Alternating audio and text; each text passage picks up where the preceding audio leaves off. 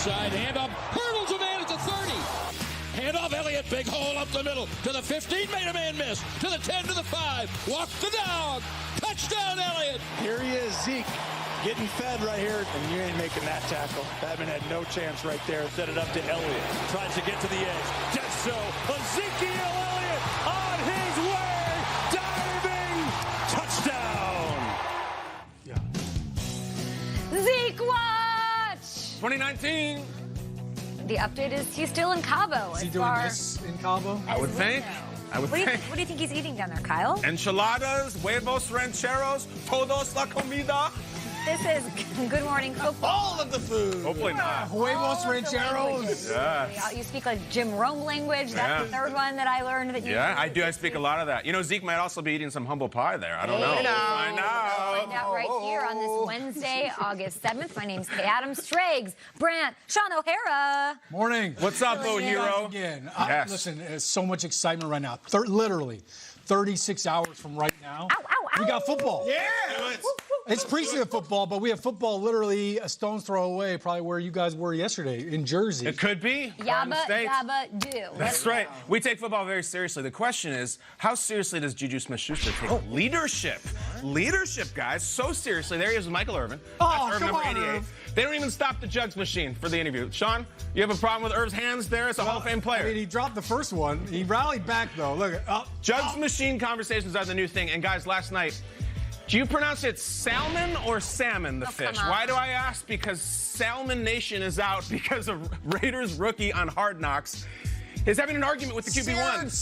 Seared salmon. There was Gruden. There was a little Mayock, a little Vontez Burfict, but the premiere of Hard Knocks was fantastic. And I don't Not enough Fieri. More Fieri, and we're going to get on the whole Fieri family tree today.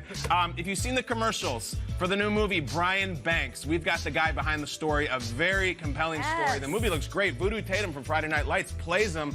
Brian Banks, the former linebacker, is on the show today, my friends. Cannot wait for this show at GMFB with your thoughts as we really need to do some Zeke Watch here. Let's do it. It's time for the lead block.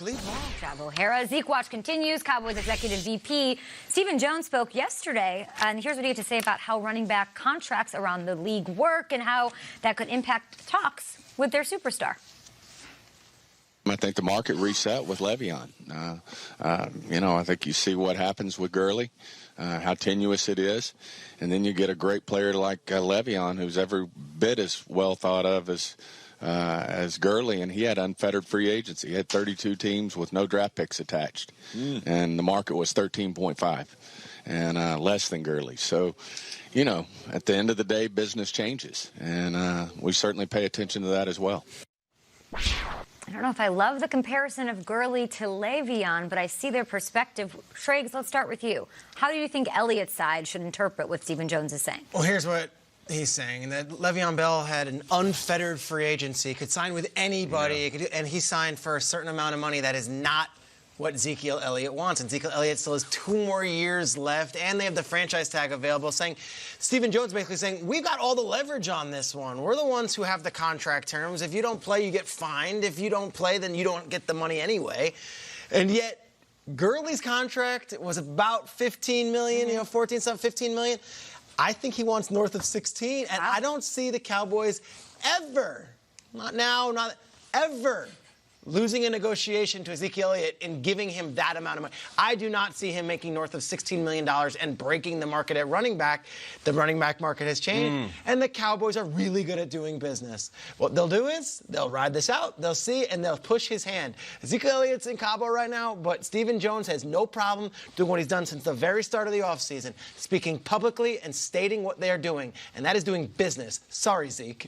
I feel like someday in social studies class, kids are going to study people who changed the world. It's going to be Joan of Arc and Galileo and Le'Veon Bell. Remember last year we're like, people are going to try to pull Le'Veon. The difference is what Schrager's on. It's not like you just sit out this whole year and then you're free and clear and anybody can sign me. They got you again and they got you again. The only leverage, though, the only way the Jones boys lose is if it does go into the season and the Cowboys just don't have it on offense. They don't have it. In a Super Bowl season, they start 0-2. I feel like Zeke, when they open that season, isn't going to be wearing a New York Giants hat because that's what they play in the opener. And then in week 2, he's going to be wearing a Redskins jersey, and he's going to have a burner account tweet. You got to put Haskins in right now to get him going, because I really believe history could repeat itself. If he sits out and they're losing games 13-10 and they can't move the ball, and the Jones boys say we're going to lose the Super Bowl because of this, screw it. We got to get Zeke in here now. That's the leverage Zeke has. Incredibly, he has to almost root against the Cowboys when the season starts. Speaking of Le'Veon Bell, he did chime in on Twitter. I'm looking right now because we're hearing, of course, that representatives are saying that Zeke is willing to hold out the season. Lev says they got to pay up, period. After hearing what you guys have to say, I feel like Stephen Jones. Let's take a look at another running back. What do we got? Quickly, Mr. Flash Gordon himself. Come on, Mel, bring it home. Saying facts, my brother. Okay, and I get it, but I feel like, is this crazy, Triggs, that I think Stephen Jones is sort of using Le'Veon Bell as a weapon against him? So is it like what Lev did, the Joan of Arc version, burned the rest of backfiring? it? Yeah, because he was an unfettered free agent and still didn't get that market, deal, that breaking. So now, like, all right, the deal was Gurley, but wait a second. If the new market's Le'Veon, that's lower than Gurley, and that's where we're going to go. Like that. Ownership hated this sit out, and now they're like, guess what? You sat out, and you got paid less than market value, and we're going to use that to not pay other running backs. Absolutely. That's crazy to me. Zeke is still on his rookie deal. He doesn't have a ton of money. He's going to be missing game checks. This is a different deal. I think the longer this goes, the Cowboys have the leverage, not the player. I think he eventually wants to get paid and wants to actually see some game checks. It's such a different scenario to your point about the Lev Bell, because Lev Bell, they had already franchise tagged him the year before, and he didn't have a contract. So for him to just sit out, there was no fun. Clean. We talked about this yesterday. Zeke's got 2 years left. This isn't his last year of his deal. So, yeah, he's going to get fined a lot. But I think it's very interesting that you pointed out the business side of this. All right, has anybody done better business deals than the Jones? When you think about what they've done in Dallas. So, yeah, they've been doing business a long time. Zeke, this is really his first time doing business. All right, when you're drafted, you sign the deal. You don't really have a lot of negotiating room. This is his first bite at the apple from the business standpoint. And guess what? Both Jerry and Stephen Jones are doing this publicly. A lot of teams would say, you know what, we're not going to discuss contracts in public. Oh, no, here's where it's at. This is kind of the equivalency of, like, you see what had happened was, because he's saying Lev Bell held out, see what had happened was, he didn't get paid. Todd Gurley, different circumstance. So they're basically laying the landscape. Here's what I will say, though, about this Zeke situation. The Cowboys have a ton of money invested in their offensive line. Tyron Smith, they just paid Zach Martin, Travis Frederick. There's a lot of money. So it's not just, hey, we've got to pay Dak and we've got to pay Amari, and we're paying DeMarcus Lawrence on the a lot of money as well. They've got a lot of money invested up front. If you're Zeke, just take a look at what happened to Le'Veon Bell. He went from having a top 5 O-line with the Steelers every single year, pumping out numbers. Patient. Now you go to the Jets. I don't know what his numbers are going to look like. It's a totally different front. So for Zeke, he's got one of the best O-lines in the league. That means something. This team is built to run the football. That's why they drafted him. You look at who they drafted: Connor Williams last year, Lyle Collins 2 years ago. This offensive line is built to run the football. They're not built to throw the ball 50 times in a game. So that has to play a little something into this whole argument. And that's got to play into the locker room. So we're going to get into that element of it, because you mentioned some of those guys. It's not just Zeke. They want to have deals for Dak done and Amari Cooper done. And Stephen Jones addressed that and when those generous offers and terms could be met. Stephen, take it away.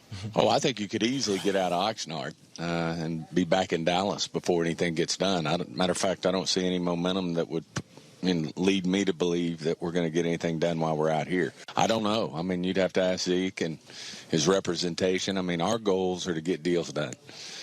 Our problem is we got a distribution dilemma, and, it's our job to manage the cap, and we're trying to divide the pie up. It's a zero-sum game for us in terms of the money. The money's going out the door. It's just who gets what.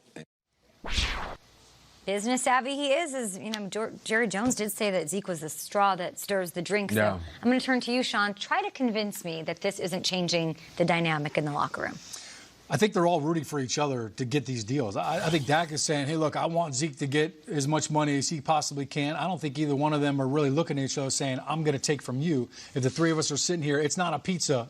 And if I eat 4 slices, you're only going to get 1. That's not how it works. That's not happening, Sean. But I also think Dak is probably saying, look, I want my deal, but if I have to play this year out, I want to play with you. I want you here. You're going to help me. I want Cooper here. I want us to be long-term. That we're all going to make more money if we're here together, because I think that they make this offense so much better if they're all there. If you take one away, all of a sudden you're getting less of the other guy. Sounds great. Look, on Tuesday afternoon, Stephen Jones also characterized the team's offer to Elliott as very generous. It's news to us that he has an ultimatum that he might not show up. Like, Rocky Arsenault is the agent, very talented agent, has been around this forever. Marshall Faulk's agent, he goes back a long time. This is a battle that I'm not sure any agent can win when you're going up against the Jones family. And I know that sounds like I'm lying on the side of management as opposed to labor. Fact of the matter is they bought the team for